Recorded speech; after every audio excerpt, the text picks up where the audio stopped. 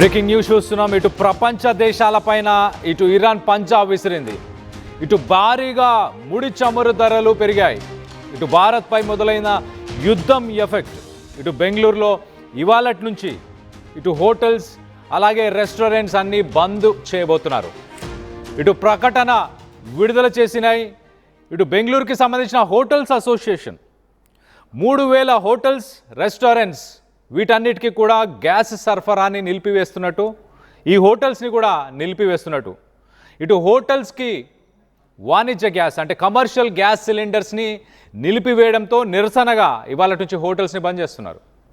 ఇటు ముడి చమురు ధరలు భారీగా పెరగడంతో ఇటు ఎల్పిజి గ్యాస్ సిలిండర్ల సరఫరా నిలిచిపోవడంతో మొత్తానికైతే ఇటు గృహ అవసరాలకి ఇబ్బంది కలగొద్దని కమర్షియల్ గ్యాస్ సిలిండర్లను ఇటు కేంద్రం కొంత కట్టడి చేసే ప్రయత్నం చేస్తుంది.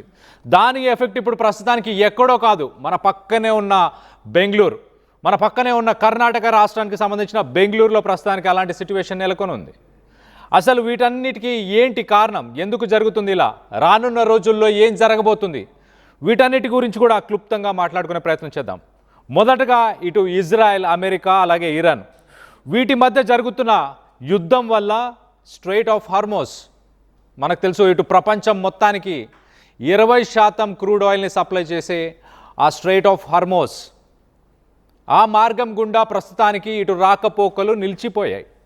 షిప్స్, ఇటు ట్యాంకర్లు, ఆయిల్ ట్యాంకర్లు, ఇటు ఎల్పిజి ట్యాంకర్లు కావచ్చు, ఇవన్నీ కూడా అవి ఫిల్ చేసుకున్న తర్వాత కూడా ప్రస్తుతానికి ఆ గల్ఫ్ దేశాల పరిసర ప్రాంతంలో ఆ సముద్ర తీరంలోనే నిలిచిపోయాయి. ఇటు ఇరాన్ చాలా క్లియర్గా స్ట్రెయిట్ ఆఫ్ హార్మోస్ గుండా ఎలాంటి ఆయిల్ ట్యాంకర్, ఎలాంటి ఎల్పిజి ట్యాంకర్ వచ్చినా కూడా అవన్నీ కూడా మాకు టార్గెట్సే, ఖచ్చితంగా వాటిని పేల్చేస్తామంటూ ఇటు ఇరాన్ చెప్పుకొచ్చింది. గతంలో మనం చూసాం ఇటు ఎంవి అగస్టా ఇలాంటి కొన్ని షిప్స్ని, 2 షిప్స్ని ఇటు పేల్చేసింది. ఆ షిప్స్ పేలిపోవడంతో కొంతమంది ఇండియన్స్, దాంట్లో ఉన్న సిబ్బంది ఎవరైతే స్టాఫ్ ఇండియన్స్ ఉన్నారో వాళ్ళు కూడా చనిపోయారు.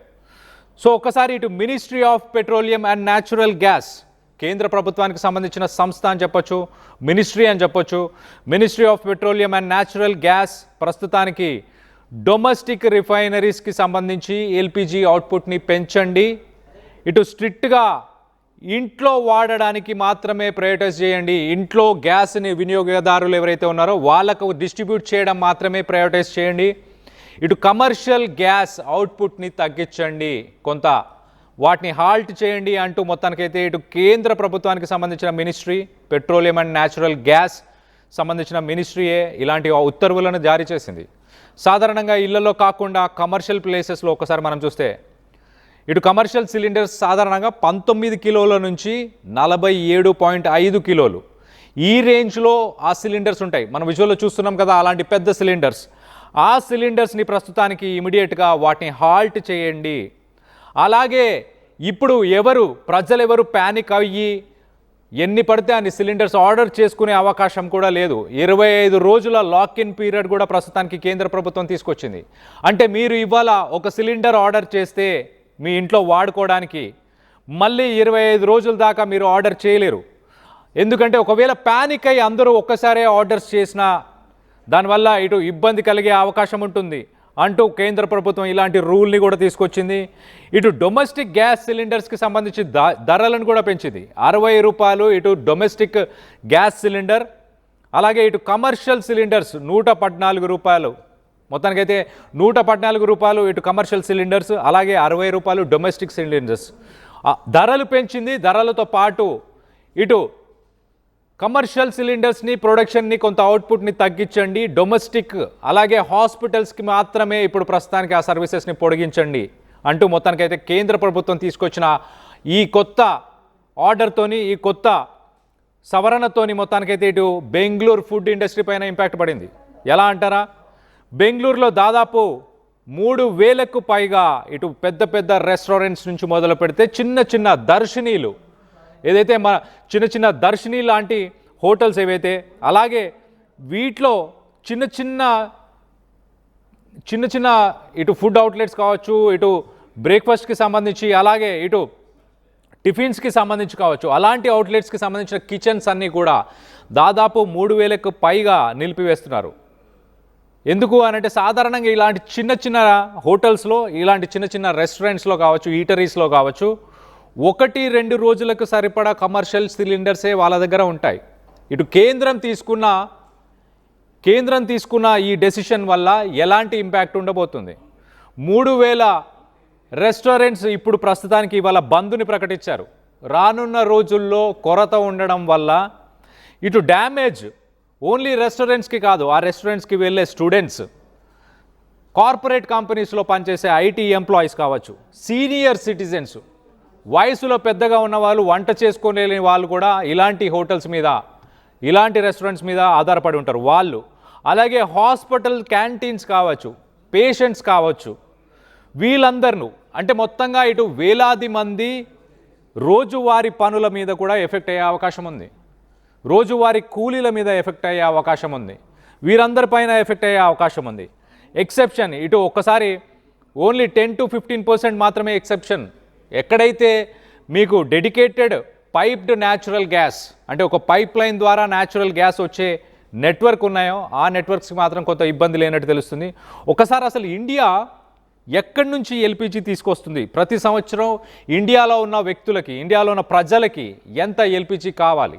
దాంట్లో ఇప్పుడు ప్రస్తుతానికి మన దగ్గర ఎంత నిల్వలు ఉన్నాయి? రానున్న రోజుల్లో ఎలాంటి గడ్డు పరిస్థితులు ఎదుర్కోబోతున్నాం? దానికి సంబంధించి ఒక్కసారి చెప్పే ప్రయత్నం చేస్తా. ప్రతి సంవత్సరం ఇండియా 31 మిలియన్ టన్నుల ఎల్పిజిని కొనుగోలు చేస్తుంది. 31 మిలియన్ టన్నుల ఎల్పిజిని కొనుగోలు చేస్తుంది. దాంట్లో 60-70% ఎల్పిజిని అది ఇంపోర్ట్ చేస్తుంది ప్రపంచ దేశాల నుంచి. మరి ముఖ్యంగా ఇటు గల్ఫ్ దేశాల నుంచి 60-70% గల్ఫ్ దేశాల నుంచే ఇంపోర్ట్ చేస్తుంది. 80-90% దాంట్లో వచ్చే ఆ ఇంపోర్ట్స్లో ఇప్పుడు స్ట్రెయిట్ ఆఫ్ హార్మోజ్ గుండానే రావాల్సింది. స్ట్రెయిట్ ఆఫ్ హార్మోజ్లో ఇప్పుడు ప్రస్తుతానికి అక్కడ రాకపోకలు నిలిపివేయడం వల్ల 80-90% బయట నుంచి ఇంపోర్ట్ చేసుకునే ఆ ఎల్పిజి ప్రస్తుతానికి కొరత ఉంది. ఇటు అమెరికా ఒక పక్కన 2.2 మిలియన్ టన్స్ ఆఫ్ ఎల్పిజిని నేను ఇస్తానంటుంది. కానీ ఆ 2.2 మిలియన్స్ ఆఫ్ టన్స్ ఎల్పిజి ఏదైతే గల్ఫ్ కోస్ట్కి సంబంధించిన ఎల్పిజి అమెరికా నుంచి ఇండియాకి రావడానికి 45 రోజుల సమయం పడుతుంది. 45 days టైం పడుతుంది. మరి ఇటు అమెరికా మనకి కొంత ఇచ్చిన 31 మిలియన్ టన్స్లో 2.2 మిలియన్ టన్స్ అంటే ఒక 10% మాత్రమే ఇటు అమెరికా మనకి ప్రస్తుతానికి సపోర్ట్ చేయగలుగుతుంది. మిగతా 90% కోసం ఎదురు చూడాల్సిన పరిస్థితులు నెలకొన్నాయి. ఇటు గతంలో ఇటు ప్రైవేట్ కమర్షియల్ సిలిండర్స్ స్టాకు దాదాపు 25 రోజుల స్టాక్ మన దగ్గర ఉంది అంటూ ఇటు ప్రభుత్వం చెప్పుకొచ్చింది. కానీ ఇప్పుడు అమెరికా, ఇజ్రాయెల్ మధ్య ఎదుర్కొంటున్న ఈ పరిస్థితులను దృష్టిలో పెట్టుకొని ప్రభుత్వం కమర్షియల్ సిలిండర్స్ని కొంత తగ్గించండి, హాల్ట్ చేయండి, ఆ ప్రొడక్షన్, ఆ అవుట్పుట్నే తగ్గించమని ప్రభుత్వమే అడుగుతుంది. బెంగళూరులో ప్రస్తుతానికి ఈ హోటల్స్కి సంబంధించిన అసోసియేషన్ లెటర్ కూడా ఒకటి వచ్చింది. ఆ లెటర్ని కూడా మనం చూడొచ్చు. Essential services Bengaluru hotels association, మొత్తంగా ఈ బెంగళూరు హోటల్స్ అసోసియేషన్ కింద 3000 హోటల్స్ ఉన్నాయి. దీంట్లో పెద్ద స్థాయి రెస్టారెంట్స్ నుంచి మొదలు పెడితే చిన్న స్థాయి ఇటు దర్శిని లాంటి హోటల్స్ కూడా ఉన్నాయి. దానికి సంబంధించిన లెటర్, ఆ అసోసియేషన్ వాళ్ళు రాసిన లెటర్లో చాలా క్లియర్గా ఇటు కమర్షియల్ సిలిండర్స్ అవుట్పుట్ని తగ్గించి ఆ సరఫరాని కూడా నిలిపివేయడం ద్వారా మేము ఎంతో ఇబ్బందిని ఎదుర్కొంటున్నాం. మాతో పాటు ఇటు స్టూడెంట్స్, అలాగే సీనియర్ సిటిజన్స్, అలాగే at the same time IT employees, వీళ్ళందరూ కూడా వైద్య రంగానికి సంబంధించి కావచ్చు, పేషెంట్స్ కావచ్చు, హాస్పిటల్ క్యాంటీన్స్, వీళ్ళందరూ కూడా మా వల్ల కూడా ఇబ్బంది పడే అవకాశం ఉంది. మొత్తం మీద దీని మీద కేంద్ర ప్రభుత్వం చర్యలు తీసుకోవాలి. సరఫరాని 25 రోజులు గతంలో ఎలాగైతే ఇస్తా అన్నారో ఆ సరఫరాని కంటిన్యూ చేయాలి. 25 రోజుల పాటు గతంలో కేంద్ర ప్రభుత్వం ఇచ్చిన మాటను నిలబెట్టుకోవాలి అంటూ మొత్తానికైతే బెంగళూరు హోటల్స్ అసోసియేషన్ ఒక లెటర్ని రాశారు ఇటు కేంద్ర ప్రభుత్వాన్ని, రాష్ట్ర ప్రభుత్వాలను ఉద్దేశించి. మరి రానున్న రోజుల్లో ఇటు తెలంగాణ, ఆంధ్ర, అలాగే మిగతా రాష్ట్రాల పరిస్థితి కూడా ఇలానే ఉండబోతుంది. ఖచ్చితంగా ఇలానే ఉండబోతుంది. ఎందుకంటే ఇటు కేంద్ర ప్రభుత్వం తీసుకున్న డెసిషన్ అది. దానివల్ల ఇటు కమర్షియల్ సిలిండర్స్, కమర్షియల్ ఎల్పిజికి సంబంధించిన అవుట్పుట్ని తగ్గిస్తారు, కమర్షియల్ సిలిండర్స్ సరఫరా కూడా తగ్గిస్తారు. అలాగే ఇటు ఇటు ఇంట్లో వాడుకోవడానికి ఏదైతే సిలిండర్స్ ఉన్నాయో ఆ సిలిండర్స్ ప్రొడక్షన్ని కూడా ప్రస్తుతానికి స్టేబుల్గా ఉంచే ప్రయత్నం కేంద్ర ప్రభుత్వం చేస్తుంది. కానీ మీరు ఎక్కువ నిల్వలను ఉంచుకుందామన్న ఉద్దేశంతో నేను 2 సిలిండర్లను ఒక్కసారి ఆర్డర్ చేస్తాను, 3 సిలిండర్లను ఆర్డర్ చేస్తాను అనుకుంటే మాత్రం కుదరదు. ఇటు కేంద్ర ప్రభుత్వం చాలా క్లియర్గా మీరు ఇవాళ ఒక సిలిండర్ ఆర్డర్ చేస్తే 25 రోజుల దాకా ఇంకొక సిలిండర్ ఆర్డర్ చేసే అవకాశం లేదు. లాక్ ఇన్ పీరియడ్ని తీసుకొచ్చారు ప్రస్తుతానికి. సో అలాంటి లాక్ ఇన్ పీరియడ్ వల్ల మొత్తానికైతే ఇప్పుడు ఫుడ్ ఇండస్ట్రీతో పాటు ఫుడ్ ఇండస్ట్రీ ఇంపాక్ట్ ఇటు స్టూడెంట్స్, ఐటీ ఎంప్లాయీస్, అలాగే సీనియర్ సిటిజన్స్, హాస్పిటల్స్, పేషెంట్స్ వీళ్ళందరి పైన కూడా ఇంపాక్ట్ ఉండబోతుంది. మరి ఇప్పుడు షార్ట్ టర్మ్ పెయినా, ఇది లాంగ్ టర్మ్ పెయినా? మనకు కొన్ని రోజులే ఎలాంటి ఇబ్బంది ఉండబోతుందా, లేకపోతే ఎక్కువ రోజులు ఇబ్బంది ఉండబోతుందా? ఒక పక్కన ట్రంప్ చూస్తే సోమవారం ఉదయం యుద్ధం ఆల్మోస్ట్ అయిపోయింది, మేము సాధించాల్సిందంతా సాధించేశాము అంటూ చెప్పుకొచ్చే ప్రయత్నం చేశాడు. ఇటు సాయంత్రానికి మాట మార్చేస్తుంది. ఒక్కసారి రైట్ సైడ్లో మనం మ్యాప్ చూస్తున్నాము. ఇటు స్ట్రెయిట్ ఆఫ్ హార్మోస్కి సంబంధించి ఆ రెడ్ కలర్ మార్కులో వచ్చే ప్లేసే స్ట్రెయిట్ ఆఫ్ హార్మోస్. దానిపైన ఉన్న ప్రాంతం, ఆ కొండ ప్రాంతం లాగా బ్రౌన్ కలర్లో కనిపిస్తున్న ఆ ప్రాంతమే Iran. So strait of Hormuz, ఆ స్ట్రెయిట్ ఆఫ్ హార్మోస్ గుండా ఇటు గల్ఫ్ దేశాలు, బెహ్రెయిన్, యునైటెడ్ అరబ్ ఎమిరేట్స్ కావచ్చు, మస్కట్ కావచ్చు, బెహ్రెయిన్ కావచ్చు, ఈ దేశాల నుంచి వచ్చే ఆయిల్ సరఫరా ఆ రెడ్ కలర్ మార్కింగ్లో కనిపిస్తున్న ఆ స్ట్రెయిట్ ఆఫ్ హార్మోస్ గుండా ఒక క్యాన్యన్ లాగా కనిపిస్తున్న ఆ ఏరియా నుంచే రావాలి. అది 31 కిలోమీటర్ల మార్గం, సముద్ర మార్గం. ఆ 31 కిలోమీటర్ల సముద్ర మార్గంలో ఇరాన్కి సంబంధించిన అండర్ వాటర్ మైన్స్ ఉన్నాయి. అంటే ఏ క్షణమైనా మనం లెఫ్ట్ సైడ్ విజువల్లో చూస్తున్నాం కదా, ఇలా ఆయిల్ ట్యాంకర్స్ని పేల్చేస్తామంటూ ఇరాన్ చెప్పుకొచ్చింది. ఆల్రెడీ ఆ ఆయిల్ ట్యాంకర్స్ని పేల్చేసింది. సో ఇండియాకు సంబంధించిన 38 ఆయిల్ ట్యాంకర్లు ప్రస్తుతానికి ఆ నిల్వలతో పాటు అక్కడే ఆ సముద్ర తీరంలో చిక్కుకుపోయి ఉన్నాయి. ఆ మార్గం గుండా, ఆ స్ట్రెయిట్ ఆఫ్ హార్మోస్ గుండా ఎలాంటి ఆయిల్ ట్యాంకర్స్ వచ్చినా కూడా వాటిని మేము టార్గెట్స్గానే భావిస్తాం, వాటిని మేము పేల్చేస్తాం. ప్రపంచ దేశాలు అన్నీ కూడా ఆయిల్ సంక్షోభాన్ని ఎదుర్కోవాల్సిన పరిస్థితి ఖచ్చితంగా వస్తుంది. ఇటు అమెరికా, ఇజ్రాయెల్ యుద్ధాన్ని మానేస్తే తప్పించి మేము ఆయిల్ సరఫరాని, ఆయిల్ నిల్వలని ఇటు స్ట్రెయిట్ ఆఫ్ హార్మోస్ గుండా దాటనివ్వమంటూ ఇరాన్ నిక్కచ్చిగా చెప్పేసింది. చాలా క్లియర్గా యుద్ధానికి అసలు ఎలాంటి మాటలు కూడా మాట్లాడుకోవడానికి మేము సిద్ధంగా లేము, అంటే చర్చలకు కూడా సిద్ధంగా లేము అంటూ ఇటు పెజాష్కియాన్, ఇటు ఇరాన్ ప్రెసిడెంట్ చెప్పుకొస్తున్నాడు. మరో పక్కన ట్రంప్ నిన్న మొన్న యుద్ధం ఆల్మోస్ట్ అయిపోయిందన్న ట్రంప్ కూడా రానున్న 4-5 వారాల పాటు ఇంకా యుద్ధం కొనసాగే అవకాశం ఉందంటున్నారు. ఒకవేళ చమురు నిల్వలు గనక నిలిచిపోతే ఇంకొక 2 వారాలు గనక అక్కడి నుంచి చమురు నిల్వలు బయటికి రాలేని పరిస్థితి కనుక ఉంటే ఆర్థిక మాంద్యంలోకి వెళ్ళే అవకాశం ఉంది ఖచ్చితంగా. ఇటు హైదరాబాద్, తెలంగాణలో ప్రస్తుతానికి హైదరాబాద్లో హోటల్స్లో ఎలాంటి పరిస్థితులు నెలకొని ఉన్నాయి? ఇక్కడ సిలిండర్ సరఫరా సాఫీగా సాగుతుందా? రానున్న రోజుల్లో సిలిండర్ సరఫరా ఆగిపోతే ఎలాంటి పరిస్థితులు ఉండబోతున్నాయి? వాళ్ళ జీవనం పైన ఎలాంటి ఇంపాక్ట్ ఉండబోతుంది? సాధారణ ప్రజలు, ఇటు సీనియర్ సిటిజన్స్ కావచ్చు, స్టూడెంట్స్ కావచ్చు, పేషెంట్స్ కావచ్చు, ఐటీ ఎంప్లాయీస్ కావచ్చు, వీళ్ళ పరిస్థితులు ఎలా ఉండబోతున్నాయి? వీళ్ళందరి గురించి కూడా తెలుసుకునే ప్రయత్నం చేద్దాం.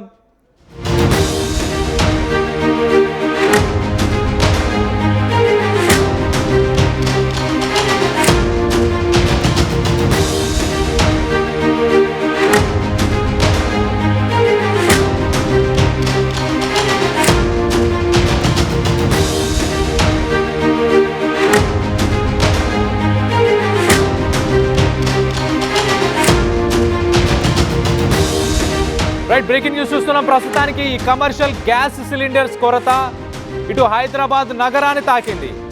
ఇటు రోజు 100 గ్యాస్ సిలిండర్లు సరఫరా చేసే చోట కూడా ప్రస్తుతానికి ఓన్లీ 10 నుంచి 15 సిలిండర్లు మాత్రమే సరఫరా చేస్తున్నారు. ఇటు కమర్షియల్ గ్యాస్ బుకింగ్ని కూడా ఏజెన్సీలు స్వీకరించట్లేదు. కొరత ఇప్పుడు ప్రస్తుతానికి హైదరాబాద్లో కూడా ప్రస్తుతానికి కొరతని ఎదుర్కొంటున్నాం. ఇటు బెంగళూరు తర్వాత ఇప్పుడు హైదరాబాద్లో కూడా ఇలాంటి పరిస్థితులే ఉన్నాయి ప్రస్తుతానికి. రానున్న రోజుల్లో ఇంకా గడ్డు కాలం ఉండబోతుంది అంటూ ఇటు విశ్లేషకులు చెప్పుకొస్తున్నారు. కేంద్ర ప్రభుత్వం తీసుకున్న ఈ డెసిషన్ వల్ల దాదాపు ఇండియాలో తీవ్ర సంక్షోభాన్ని ఇప్పుడు అందరూ ఎదుర్కోబోతున్నారు. హైదరాబాద్ని ఇటు గ్యాస్ కష్టాలు తాకాయి. కమర్షియల్ గ్యాస్ బుకింగ్ స్వీకరించట్లేదు ఏజెన్సీస్. కమర్షియల్ సిలిండర్స్కి సంబంధించిన కొరత ఏర్పడుతుంది. రోజు ఒక 100 సిలిండర్స్ డెలివరీ చేసే చోట ఇప్పుడు ప్రస్తుతానికి 10 నుంచి 20 సిలిండర్స్ మాత్రమే సరఫరా చేస్తున్నారు. ఇటు సడన్ షార్టేజ్తోని ఇటు రెస్టారెంట్లు, హోటళ్ళు తీవ్ర ఇబ్బందికి లోనవుతున్నాయి. సో దీనికి సంబంధించి మరింత అప్డేట్ తీసుకునే ప్రయత్నం చేద్దాం. మా ప్రతినిధి నిర్మల అందుబాటులో ఉన్నారు. నిర్మలతో మాట్లాడి తెలుసుకునే ప్రయత్నం చేద్దాం. నిర్మల, చెప్పండి, మీరు ఎక్కడున్నారు అండ్ ఇవాళ షార్టేజ్కి సంబంధించిన ఇటు కమర్షియల్ సిలిండర్స్కి సంబంధించిన లేటెస్ట్ అప్డేట్ ఏంటి? ఎస్ కళ్యాణ్, ప్రస్తుతం అయితే మరి ఇరాన్ ఇజ్రాయిల్లో జరుగుతున్నటువంటి యుద్ధము దృష్టిలోకి తీసుకుంటే అక్కడ నుంచి మనకు ఎల్పిజి గ్యాస్ సిలిండర్ల కొరత అయితే మొత్తం భారతదేశం పైనే యుద్ధాన్ని ప్రకటించే అవకాశాలు కూడా ఒక రకంగా ఉన్నాయని అనుకోవచ్చు. ఎందుకంటే ఇప్పుడు అక్కడ నుంచి గ్యాస్ మనకి ఇక్కడికి రావట్లేదు అని అంటే ఓ పరంగా అదొక యుద్ధమే అనుకోవాలి. మరి ప్రతి ఇంట్లో కూడా గ్యాస్ సిలిండర్లు లేకపోతే పూట గడవదనే చెప్పుకోవాలి. ప్రస్తుతం మనము ఆ ఇంట్లోకి వాడుకునేటువంటి గ్యాస్ సిలిండర్లను చూపిస్తూ ఉన్నాము. వీటికి మాత్రమే ఇప్పుడు భారతదేశము ప్రాధాన్యత ఇచ్చి ఈ సిలిండర్లను మాత్రమే సరఫరా చేస్తున్నట్టుగా తెలుస్తుంది. బెంగళూరులో మాత్రము దాదాపు 3,000 హోటల్స్లలో దాదాపు కూడా మొత్తం కూడా కమర్షియల్ సిలిండర్లను ఆపివేయడం కూడా జరిగింది.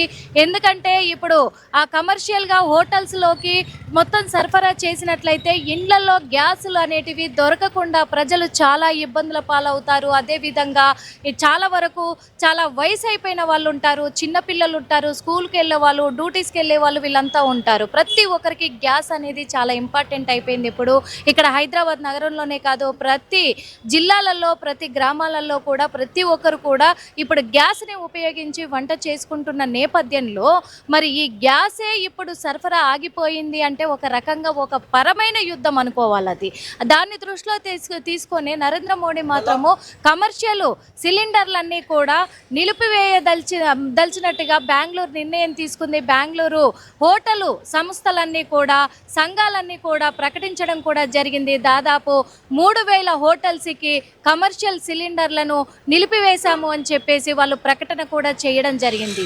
అంటే రాను రాను ఇక్కడ హైదరాబాద్ నగరానికి కూడా ఈ దెబ్బ పడబోతుందా, ఇది వ్యాపించబోతుందా, ఇక్కడ కూడా ప్రకటించే అవకాశాలు ఉన్నాయా అనే నేపథ్యంలో చూసుకుంటే ఇప్పుడు బెంగళూరులో ప్రజల సంఖ్య కావచ్చు చాలా వరకు అంటే చాలా వరకు హెవీగా ఉంటుంది. హైదరాబాద్కు 2 ఇంతలుగా ఉంటుంది. అక్కడే ప్రకటించినప్పుడు హైదరాబాద్లో కూడా ప్రకటించే అవకాశాలు ఉన్నాయేమో అని ప్రజలు కూడా ఆందోళన వ్యక్తం చేస్తున్నారు అనుకోవచ్చు. ఎందుకంటే ఒకప్పుడు కట్టెల పొయ్యిని వాడుకునే వాళ్ళు, లేదా కిరసనాయిల్ పొయ్యిలను వాడుకునే వాళ్ళు, బత్తీలతోటి పెట్టి కూడా వాడుకునే వాళ్ళు. అలాంటిది ఇప్పుడు అందరూ కూడా గ్యాస్ సిలిండర్స్ తోటి వాడుకునే పరిస్థితులు ఈ రోజుల్లో వచ్చినందుకు కూడా, అదేవిధంగా హోటల్స్లో ముఖ్యంగా రోజుకు మినిమం ఎంత చిన్న హోటల్ అయినా కానీ 3 నుంచి 4 గ్యాస్ సిలిండర్లు ఉపయోగించే పరిస్థితులు ఇప్పుడు నెలకొన్నప్పటికీ ఇప్పుడు అసలు కమర్షియల్ సిలిండర్లు మొత్తం కూడా ఆగిపోతున్నాయి. అంటే రేపు ఇళ్లకు పంపించే గ్యాస్ సిలిండర్లు కూడా, ఇళ్లలో వాడుకునేటువంటి గ్యాస్ సిలిండర్లకు కూడా కొరత ఏర్పడితే ఏం చేయాలి అనే ఆందోళన ప్రజల్లో మొదలవ్వక తప్పదు అని చెప్పుకోవాలి. ఎందుకంటే ఇప్పుడు ఇంకొకటి కూడా, ఇళ్లలో కూడా సరఫరా చేసేటువంటి గ్యాస్ సిలిండర్లు నెలకి 1 సిలిండర్ మాత్రమే అవైలబుల్లో ఉండబోతుంది అనే వార్తలు కూడా వినిపిస్తున్నాయి. ఈ వార్తలతోటి ముందుగానే ప్రజలు అప్రమత్తమైపోయి ఆల్రెడీ సిలిండర్ ఉన్నప్పటికీ ఇంకొక సిలిండర్ కూడా బుక్ చేసుకుందామని చెప్పేసి ఎక్స్ట్రా సిలిండర్లను మొత్తం కూడా బుక్ చేసి నిల్వ పెట్టుకోవాలనే ఆలోచనలో ప్రజలైతే అప్రమత్తం అవుతున్నారనే చెప్పుకోవచ్చు. కానీ నెలకొక సిలిండరు అని అంటే పెద్ద ఫ్యామిలీ ఉన్న వాళ్ళు మాత్రము చాలా అంటే చాలా ఇబ్బందులు ఎదుర్కోవాల్సి వస్తుంది. ఇప్పుడు రేషన్ షాపులలో కిరసనాయిలు కూడా ఇవ్వడం లేదు. అలాంటిది కిరసనాయిలు అనేది బయట అమ్మకాలే ఎప్పుడో తగ్గుముఖం పట్టిపోయినాయి. కిరసనాయిల్ అనేది దొరకడం చాలా కష్టం. అలాంటిది మళ్ళీ వెనక్కి తిరిగి చూసుకోవాలి అంటే ప్రజలు ఇప్పుడున్న ఈ ఫాస్ట్ జనరేషన్లో వెనక్కి తిరిగి చూసుకొని వాళ్ళు కిరసనాయిల్ పొయ్యిల మీద ఇవన్నిటిపైన అడ్జస్ట్ అవ్వాలంటే చాలా కష్టం అవుతుందని అవ్వబోతుంది కూడా. అలాంటిది ఇప్పుడు మరి భారత్ మీద ఎలాంటి అంటే ఇప్పుడు ఈ గ్యాస్ కొరతలను పెట్టి యుద్ధం ప్రకటించారనుకోవచ్చా ఓ పరంగా చూసుకున్నట్లయితే? ఇప్పుడు ముఖ్యంగా తెలంగాణ రాష్ట్రము, ఏపీ, 2 తెలుగు రాష్ట్రాలలో కూడా చాలా వరకు హైదరాబాద్ నగరంలో దాదాపుగా కూడా ప్రతి ఇంట్లో ప్రతి ఒక్కరు కూడా దాదాపుగా కాదు మొత్తము ఎక్కడ చూసినా కానీ గ్యాస్ లేకపోతే పని అవ్వదు. హోటల్స్లలో చిన్న పని చేసుకునే వాళ్ళు కూడా పొద్దున్నే లేచి ఉదయం 6 గంటలకు 7 గంటలకు డ్యూటీలకు వెళ్ళే వాళ్ళు టక్కున హోటల్కి వెళ్ళి టిఫిన్లు చేసే రోజులు ఇవి. అలాంటిది టిఫిన్ సెంటర్లల్లో, హోటల్స్లల్లో, రెస్టారెంట్లల్లో ఈ గ్యాస్ నిలిపివేతలు జరిగితే, కమర్షియల్వి జరిగితే ఏమైపోతుంది అంత అనేది కూడా ప్రభుత్వానికి అటు ఆదాయ నష్టం అనుకోవచ్చు, ఇటు ప్రజలకు ఇబ్బందులు అని కూడా అనుకోవచ్చు. 2 విధాలుగా కూడా నష్టం జరగబోతుంది. మరి ముఖ్యంగా ఇక ఇండ్లల విషయానికి వచ్చేసరికి ఇంటింటికి గ్యాస్ కనెక్షన్ అనేది అప్పుడు భూమిలో నుంచి కూడా తీసి కనెక్షన్స్ ఇస్తారు అని ప్రకటించడం కూడా జరిగింది ప్రభుత్వాలు. అయినప్పటికీ ఆ కనెక్షన్లు మొదలు పెట్టే సమయానికే ఈ వచ్చే సిలిండర్లు కూడా రాకపోవడంతో ఇంకా భూమిలో నుంచి గ్యాస్ తీసే అవకాశాలు ఎక్కడి నుంచి ఉన్నాయి? లేవు కదా. అలాంటి సమస్యలను ఎదుర్కొనే రోజులు రాబోతున్నాయేమో అని ప్రజలైతే, నిజంగా హైదరాబాద్ ప్రజలైతే చాలా ఆందోళనకు గురవుతున్నారు అనుకోవచ్చు. కళ్యాణ్, రైట్. నిర్మల, మీరు ఉన్న గ్యాస్ ఏజెన్సీ దగ్గర ప్రస్తుతానికి బుకింగ్స్, ఆర్డర్స్ ఎలా ఉన్నాయి? ఆర్డర్స్ తగ్గుముఖంగా ఉన్నాయా, లేకపోతే ఇటు ఇంట్లో వాడే గ్యాస్కి సంబంధించి ఆర్డర్స్ పెరిగాయా? ఇటు కమర్షియల్ ఆర్డర్స్, కమర్షియల్ సిలిండర్స్కి సంబంధించి ఆర్డర్స్ కానీ సరఫరా కానీ తగ్గిందా? దానికి సంబంధించి ఏంటి అప్డేట్? ఓకే కళ్యాణ్, ఒకసారి అయితే అడిగి తెలుసుకునే ప్రయత్నం అయితే చేస్తాను. ఎందుకంటే మరి బుకింగ్స్ ఎలా ఉన్నాయి ఏంటి అడుగుతాను ఒకసారి. భయ్యా, ఒక్క నిమిషం భయ్యా. అంటే బుకింగ్స్ ఎలా ఉన్నాయి భయ్యా? మామూలుగా ఎట్లా బుక్ అవుతున్నాయి ఏంటి అసలు? మేడం, బుకింగ్ అంటే మొబైల్ నెంబర్ రిజిస్టర్ కంపల్సరీ ఉంది. ఇంకా కేవైసీ కంపల్సరీ చేయించుకోవాలి కస్టమర్. అది చేస్తేనే బుకింగ్ అవుతుంది. అట్లా చేయకపోతే బుకింగ్ ఆపేసినారు, టోటల్ ఆపేసినారు. Compulsory KYC and mobile number register compulsory ఉంది. ఇప్పుడు ధరలు పెరిగినాయి ఓ పక్క చూస్తే, అక్కడనేమో యుద్ధం ప్రకటించి గ్యాస్ చాలా తక్కువ వరకు మనకు వస్తూ ఉన్నప్పటికీ నెలకొక సిలిండరే బుక్ చేసుకోవాలనే ఆంక్షలు కూడా వచ్చే అవకాశాలు ఉన్నాయి అంటున్నారు. అదేమన్నా వస్తుంది అంటారా?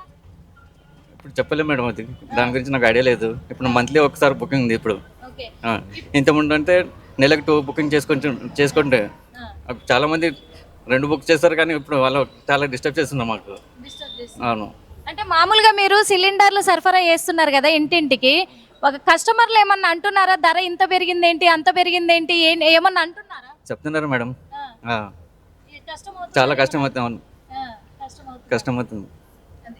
చూసాం కదా. ఎందుకంటే ఇప్పుడు ప్రస్తుతానికైతే రేట్లు పెరగడం వల్ల కూడా గ్యాస్ సిలిండర్ రేట్లు, అటు కమర్షియల్ది ఇటు ఇంటికి వాడుకునే గ్యాస్ సిలిండర్ల రేట్లు కూడా పెరగడంతో కస్టమర్లు కూడా ఇబ్బంది పడుతున్నారు. మాకు గ్యాస్ రేట్లు పెంచి ఇబ్బంది అవుతుంది అని చెప్పేసి వాళ్ళు కూడా ఇబ్బంది పడుతున్న నేపథ్యము ఈ గ్యాస్ సిలిండర్లు సప్లై చేసే వాళ్ళు కూడా చెప్తూ ఉన్నారు.